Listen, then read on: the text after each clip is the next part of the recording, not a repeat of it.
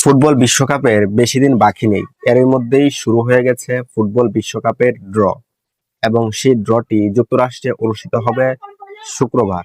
এবং সেই ড্রতে ব্রাজিল এবং আর্জেন্টিনা, এই দুই বিশ্ব শক্তিশালী দল, তারা কি একই গ্রুপে পড়বে নাকি এরা আলাদা আলাদা গ্রুপে পড়বে, বিস্তারিত আলোচনা করব আজকের এই ভিডিওতে। ফুটবল বিশ্বকাপ 2026 বেশি দিন বাকি নেই।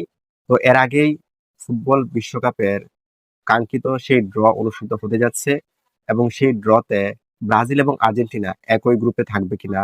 অনেকেই মনে করছেন যে তারা একই গ্রুপে থাকবে, তবে না, তারা একই গ্রুপে থাকবে না।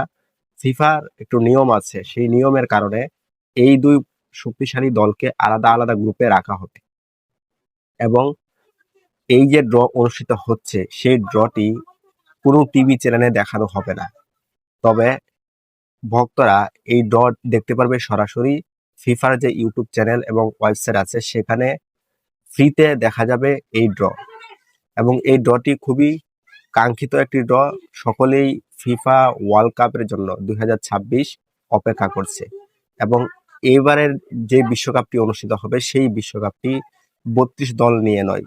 গত বিশ্বকাপে 32টি দল অংশগ্রহণ করেছিল, এবারের বিশ্বকাপে 48টি দল অংশগ্রহণ করবে, যার মধ্যে থেকে অনেকগুলো দেশ তারা প্রথমবারের মতো সুযোগ পেয়েছে এবারের 26 ফিফা ওয়ার্ল্ড কাপে খেলার জন্য।